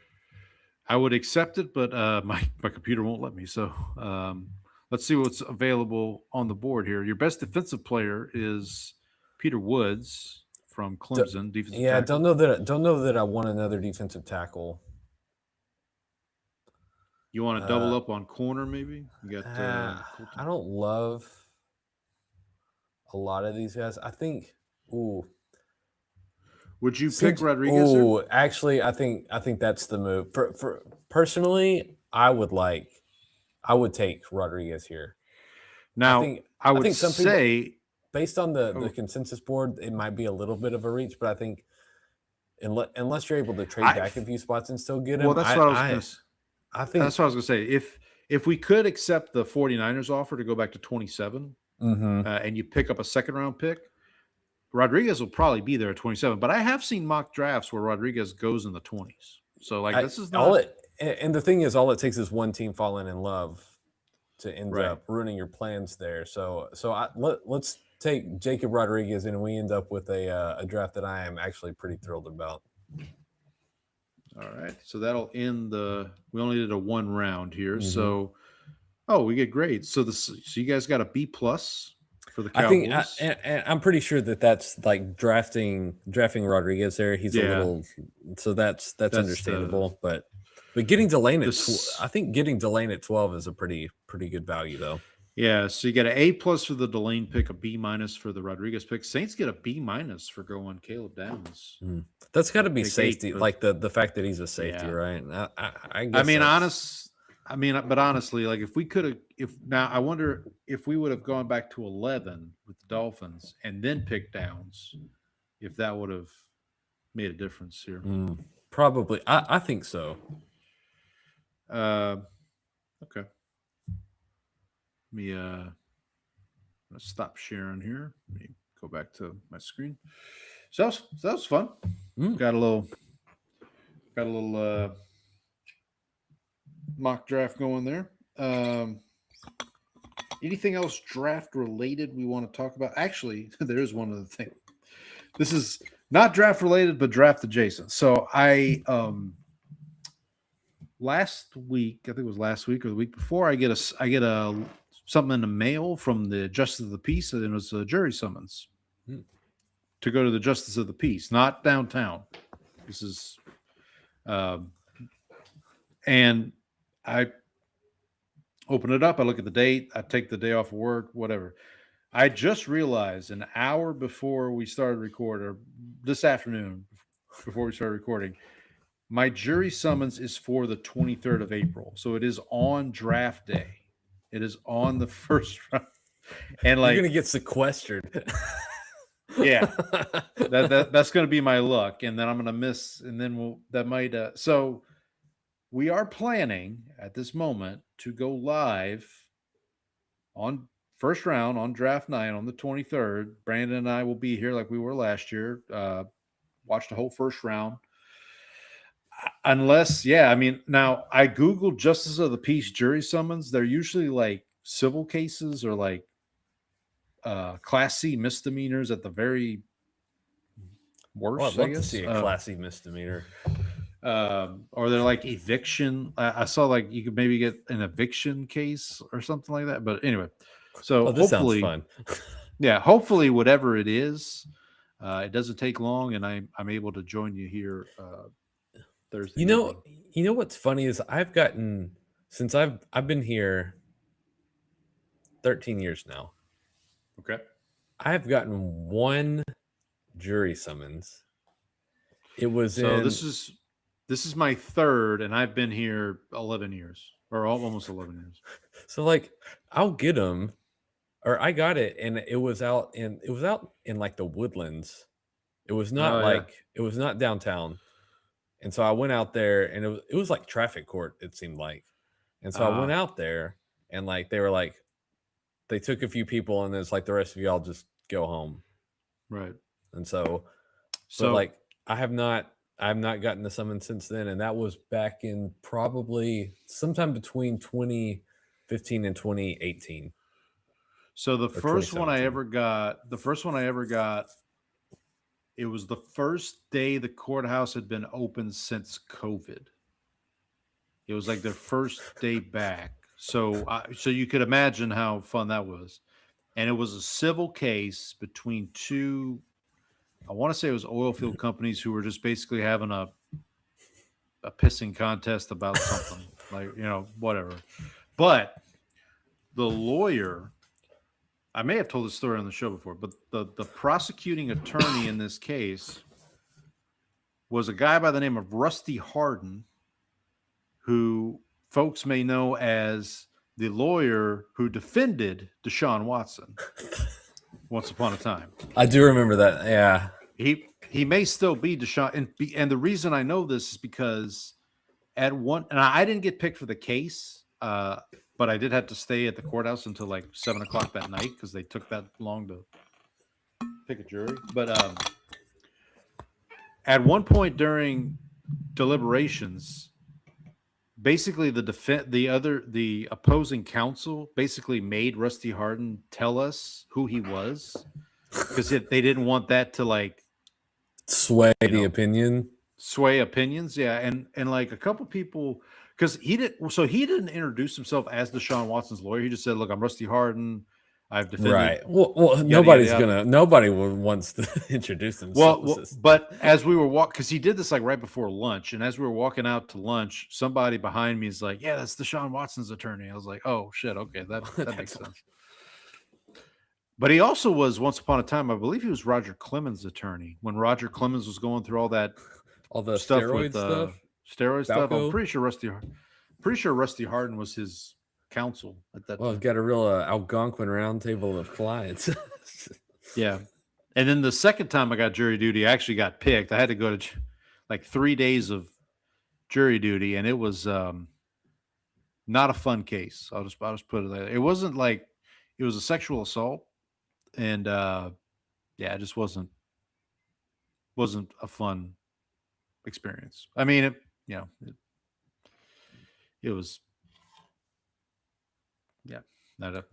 I just saw something come across the timeline. So okay, Nick Harris at the Fort Worth Star-Telegram is reporting of note. Commonly mocked to the Cowboys, cornerback Jermod McCoy was not among the 30 visitors.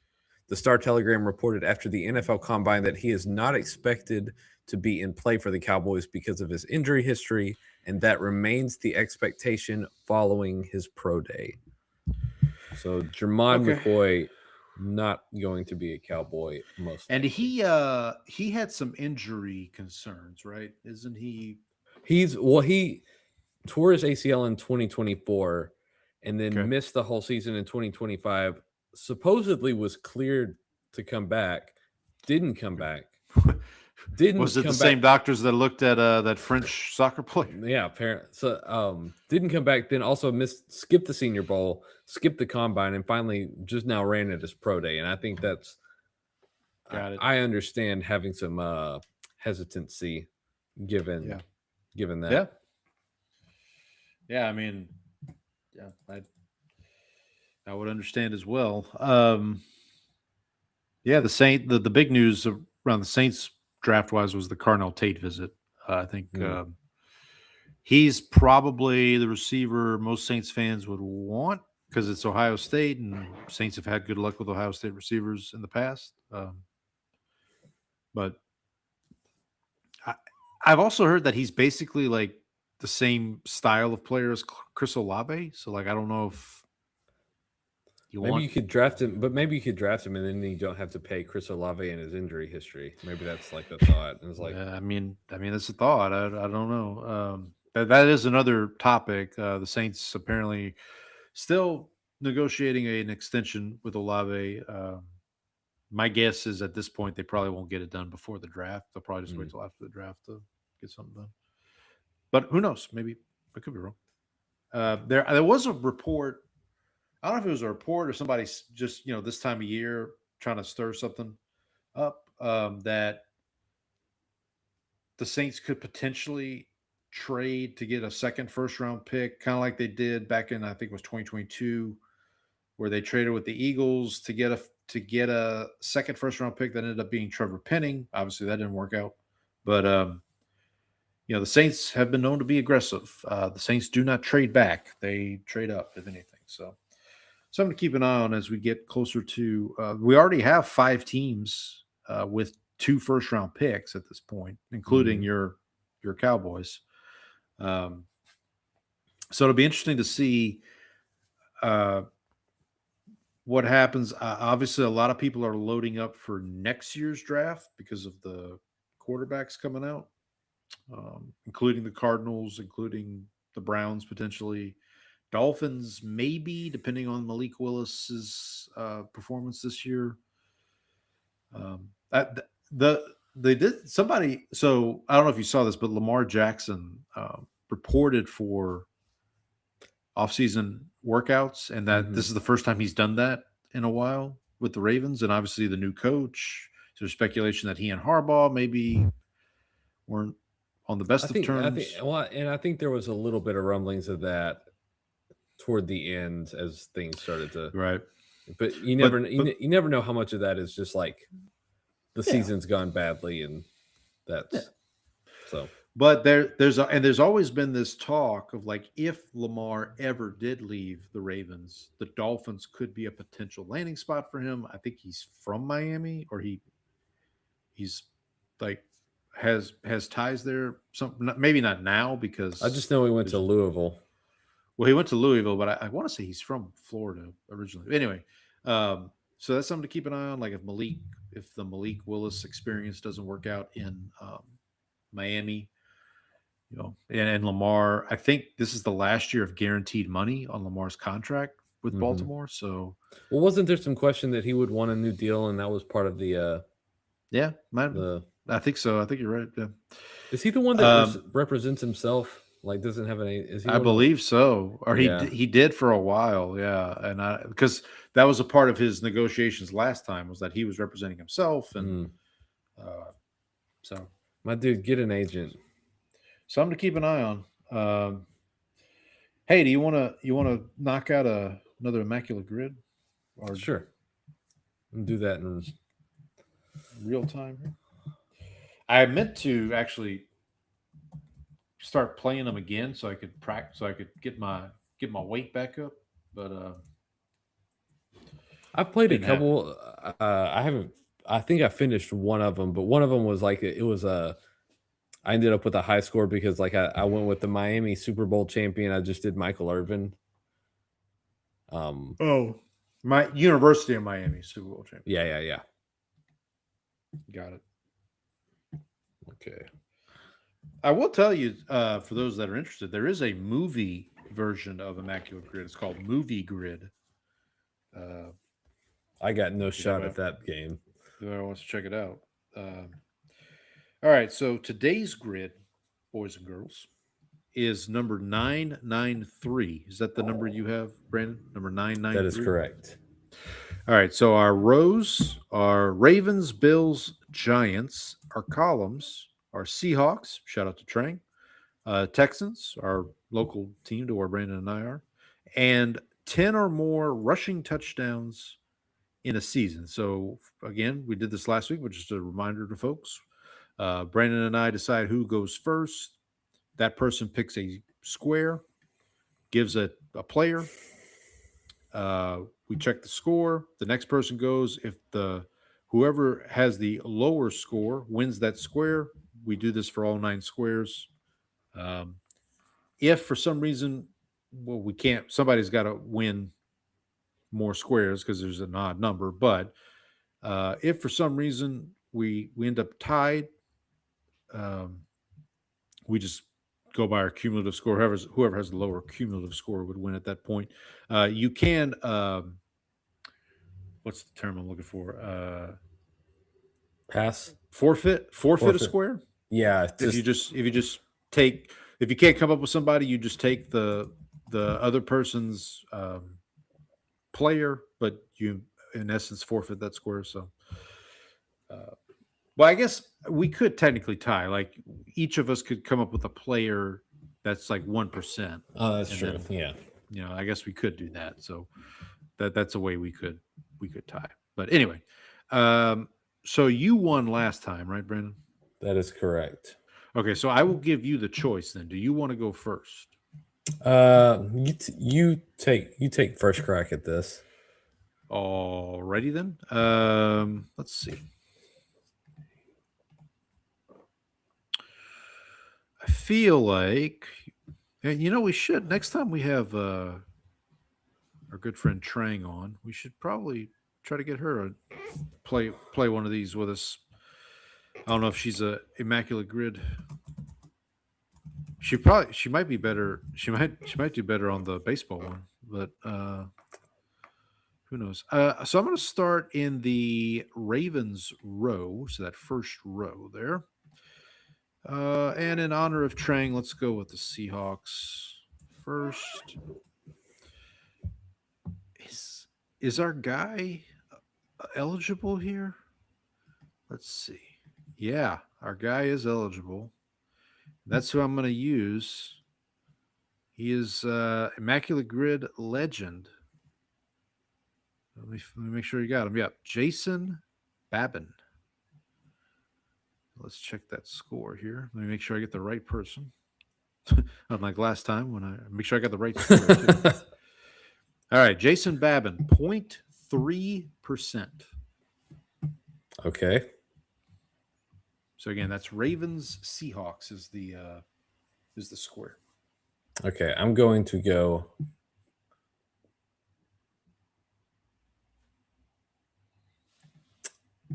with a running back. I'm going to take Justin Forsett. Yeah. 4%. Ugh. Yeah, I thought I want to say I've used him before for that square and didn't have any luck. Former USC Trojan, I believe, Justin Forsett, if I'm not mistaken. All right, buddy. So you get the next choice here. Where would you like to go?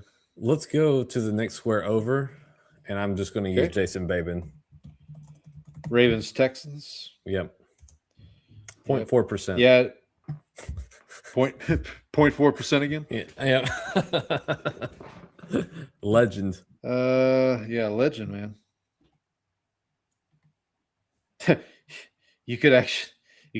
I could actually use Justin Forsett. Well, that's true. Why not?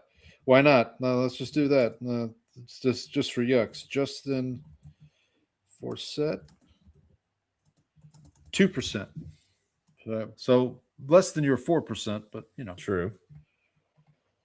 All right, buddy. Okay, so we're tied at one apiece. It is my selection. I'm going to go back to that Seahawks column. But let's do Buffalo Bills this time. So we're going, so again, to be clear here, Bills, Seahawks.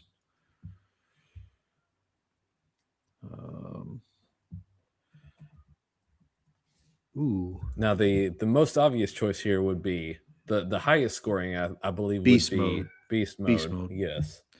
I was considering I think there's a Saints legend, former Saints legend that I think is eligible, but I got to double check. Actually, no, I don't think he is. No, he's not. Okay. He is not. Ooh. I think I've got my guy. Okay. There's another guy. There's another somewhat obvious one. He wasn't as well known as a Seahawk or a Bill, but I'm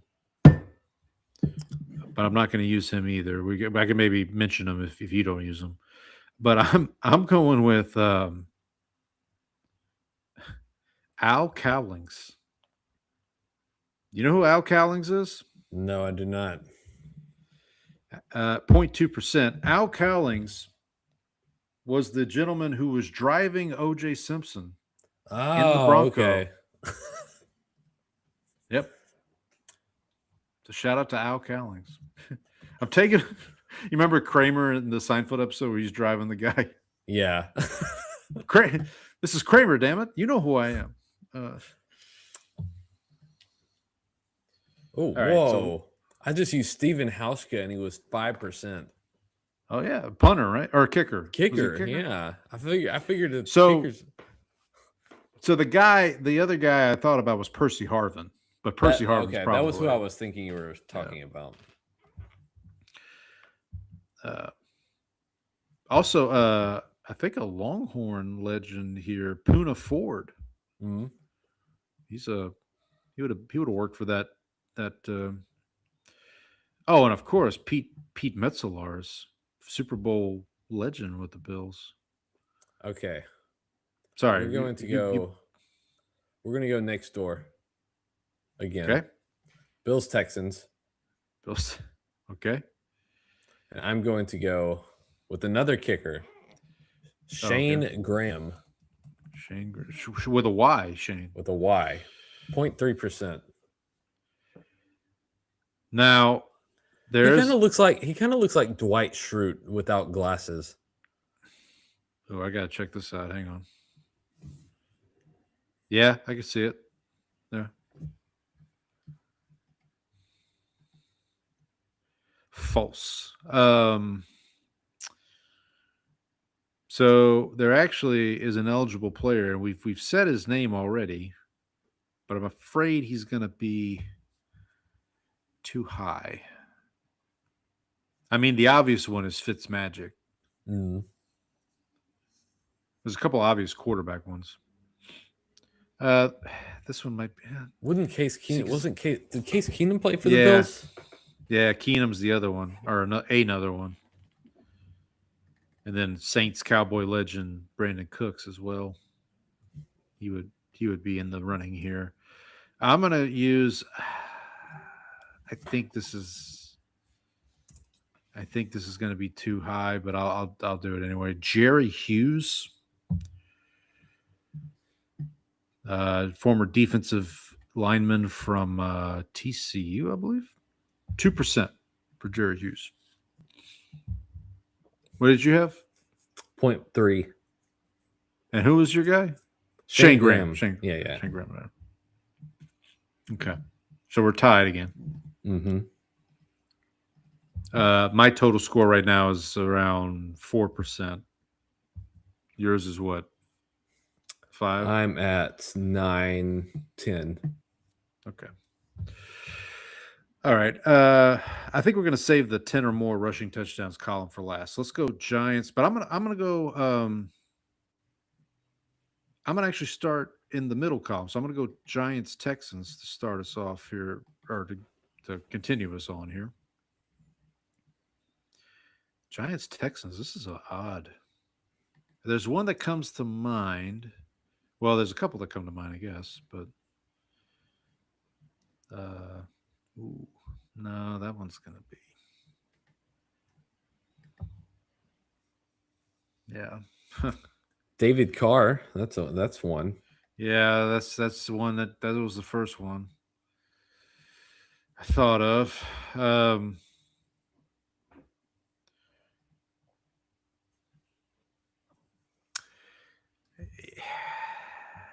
So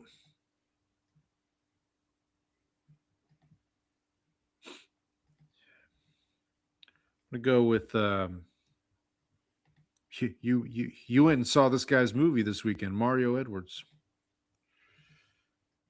Ooh, wait, there's 2 Mario Edwards. Hang on, I got to make sure I get the right.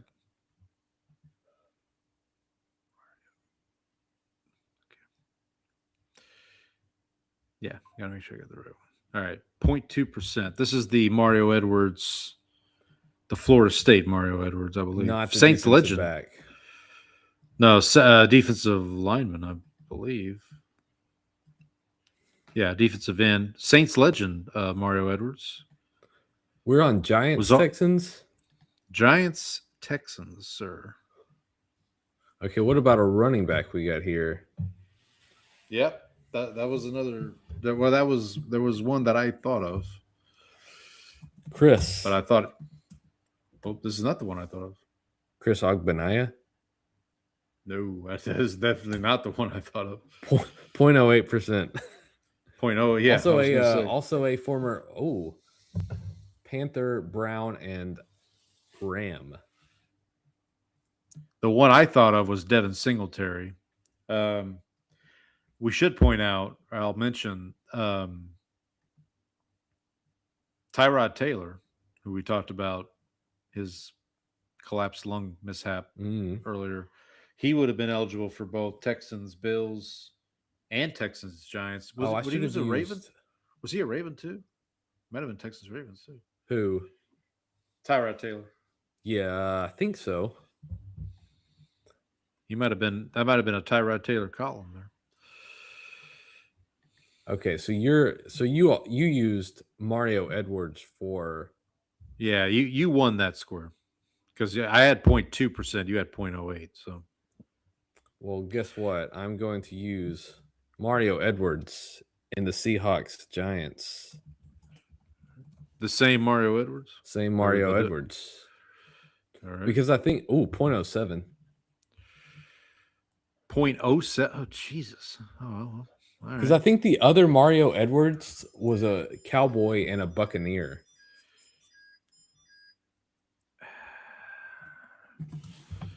Oh, you know who I'm going to use? Another former. This is my best chance. I don't think it's going to work, but another former patron saint Cowboy, Ray Armstrong. Yeah, 0.1%. Oh, close. So not. So the other Mario Edwards, I was correct, was a defensive back for the Cowboys and the Buccaneers from 2001 to 2004. Was he from Florida State too, or was he from? He was from Florida State. Wow. Small world. Okay, so now we have to go to the 10 or more rushing touchdowns. Wait, it's his son. Oh, is it? Is that what it is? Yeah, Okay. Because it says relative. Makes sense. It's relative's son, Mario Edwards. Makes sense. I didn't make that connection. Makes total sense. Okay. We are going to go now to the 10 or more rushing touchdowns in a season. Let's start at the top. Let's start with the Ravens. Obviously, a couple of obvious choices here. Do you think Douglas Testaverde ever rushed for? Spoiler alert. In his career, maybe. Man, I don't see. These are always hard to.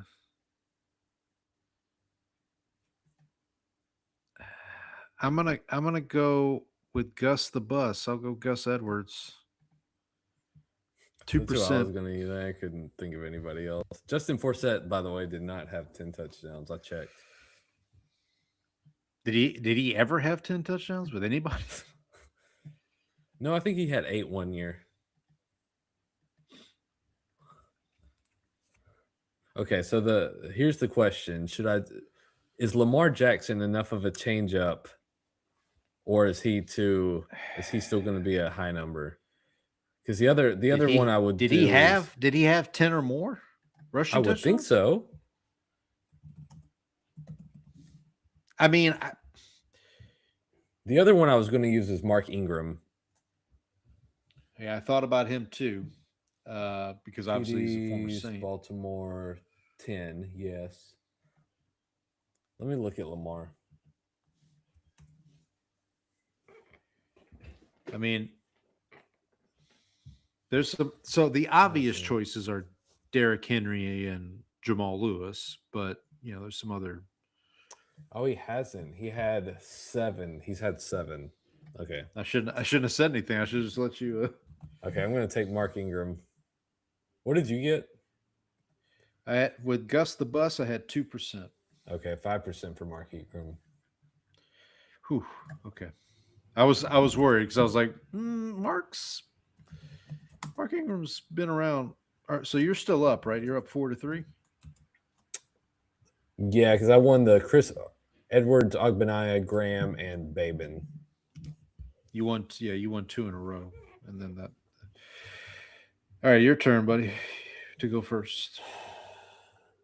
You want to do Bills or Giants? That's a good question.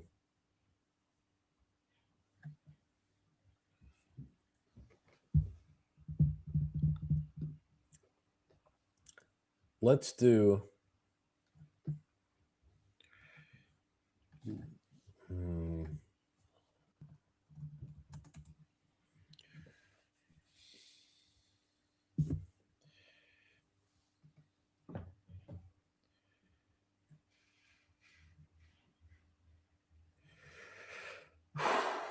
Let's do the Giants first. Okay. We're going to go to the let's go early 90s. All right. Rodney, Yep. That's what I thought you would go with. 2%.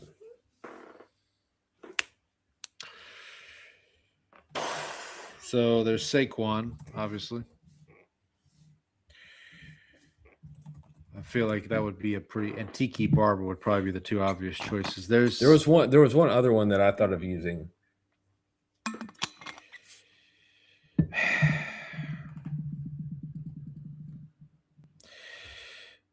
This might be who I end up. I'm just gonna do Brandon Jacobs. That's the other one I was thinking of. 15%. Whoa. Jesus. Okay, so we got the Bills left. So you clinch it now. Yep. Yeah, we got Bills left. I go first. Might as well just do Thurman Thomas for God's sakes. What about Josh Allen? Again, did Josh Allen get? Yeah, he had to have gotten 10. I think right? so. At some point. Well, I did Al Cowlings earlier. I could go OJ Simpson. Well, that was going to be my joke. I was like, you got Al Cowling, you got the driver. I'm going to take the passenger. I'll just to try to make this respectable, I'll go Travis Henry. Ooh, Travis Henry, good call. So Travis Henry is a 2%. Josh Allen has had 15, 12, and 14 rushing touchdowns in the last 3 seasons. I have a feeling he'd be a high scorer, though. Should I? I mean, it doesn't matter for you, I guess. Yeah, should I put it on there just to see? You've already clinched, so it's your call, buddy. I don't know. I kind of want to do OJ. Who did you use? You used Travis Henry. I used Travis Henry. He was 2%. 2%. Okay, listen, if OJ Simpson is less than 2%, I'm going to turn off this stream right now. Okay, I'm going to put OJ Simpson so we can complete the circle, the Seinfeld circle. Sure. Yeah. 17. Okay. But I'm going to open up my phone and see what percentage Josh Allen is just for kicks and giggles. So just for the folks at home, my final score was a 24. Well, you beat me in score. I have 35. Yeah. Brandon Jacobs, Louisiana native Brandon Jacobs, by the way. Josh Allen, 12%. What was OJ? 17. Huh. Okay. Interesting. Who was the other? I feel like Thurman Thomas, I guess, would be the other obvious. Wow, did Thurman Thomas never have? He did. Okay, he had a 1.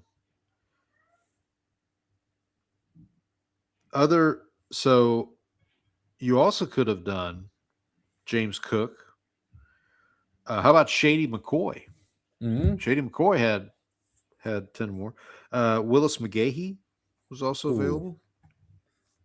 Also a former Raven as well. Former Raven, yep. Gilchrist. And then Cookie Gilchrist. I got to learn about Cookie Gilchrist. Who's that? We might have to use. So they had next James season. Cook and Cookie Gilchrist both with 10 touchdowns. Okay. Remind me, the first Dolphins-Bills game has to be presented by Cookie Gilchrist next season. Nom, nom, nom, nom, nom, nom, nom. Nom, nom, nom, nom. Carlton Chester Gilchrist. Well, he also played for Denver apparently, so he could. He played for Denver as well. AFC playoff game was sponsored by Cookie Gilchrist. Could have been sponsored by Cookie Gilchrist. He was born May 25th, 1935. He unfortunately passed away January 10th of 2011 at the age of 75. Rest in peace, Cookie. Rest in peace. Man. So I was, so everyone knows during the season, I have a proclivity to have games be presented by guys named Dick because I'm juvenile in that way. I was looking Oh through. yeah, I'm the mature one of us. Right, of course, yeah. I was looking up a movie on Letterboxd the other day, and the director of the movie was Dick Richards. And I was like, oh, so he's Richard Richards? Like, that's the name. So, Paul, your baseball team is losing to the Rockies again. well, shout What out are to you gonna do? Donnie. Shout out to Donnie. Are the Rockies bad again? So I did I will assume that they are bad until further notice.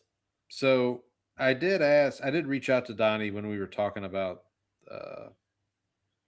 this. And the message got deleted because I had all that issue. Oh, here we go. He said this was Donnie's, I guess, dispatch about the Rockies. They have no top 100 prospects. They were the worst team in the majors last year, and I anticipate they will be the worst team in the majors this year. Ownership doesn't care about winning. So that's There you Donnie's thoughts on the Rockies, who are beating the Astros for the second night in a row here. Let's see, where are the Astros, or where are the Rockies currently? Rockies are currently 4. Hey, they are not the worst team in their division. The Giants hold that distinction right now. So Congratulations. Here. Hang the banner. Not the worst team in the division. through 10 games. You gotta have something. Man. Some of these records are all over the place right now. Dodgers are 9-2. Nobody else in the NL West is above 500. The Yankees are 8-2. Nobody else in the AL East is above 500 or at 500 even. Man, we'll see how the season goes. We've got obviously a long baseball season ahead of us. Yes, plenty of time. When does the World Cup begin? It's in June. June. Okay, so we got some time there. Yep. So we've got draft coming up 2 weeks from Thursday. So next week we'll do kind of a final, I guess, preview of the draft. Mm-hmm. We'll review the Masters. The Masters is this weekend. I don't know. I'm not gonna. You can review it. I'll leave that to you. All right, fine. A tradition unlike any other, as Jim Nance would say. So we got draft, and then when's the spelling bee? Did we? May 20. I believe it's May 28th is the finals. Okay, that's when it's on TV. Yeah, May 28th. Okay, so we'll be doing a live watch along for that. Of course, our most popular. We'll do a live, most popular live episode of the show. So there you go. We will do a kind of a live, I guess, reaction to the schedule release, which should be in between the draft and the spelling bee. There'll be one of those weeks early weeks in May. They usually drop the schedule on like a Thursday night, I think, or something. But it gets leaked out before then. Yeah. I did see. Who did I see that the Cowboys were going to play in Brazil? There was a favorite. Ray, that's who it was. The Ravens. Yeah. Speaking of Lamar, Lamar Jackson. So some good stuff coming up over the next couple of weeks. Obviously, NBA playoffs will get going. NHL playoffs will get going. Baseball season's rocking and rolling. Bro, it's rolling. I don't know how rocking it is, but this baseball season's rocking. Don't come and knocking. Just don't come a knocking. It's probably, as we talked about with Trang, I guess week before last, we're just heading for the inevitable Dodgers. Of course. Will this be a three-peat if they win again? Yep. Well, and Kyle Tucker, former Astro, just along for the ride. Oh well. All right, buddy. Anything else before we sign off? No, I think we're ready to wrap it up. All right. Well, happy, hope everybody has a good week. Happy golf, football, basketball, baseball. Four. No.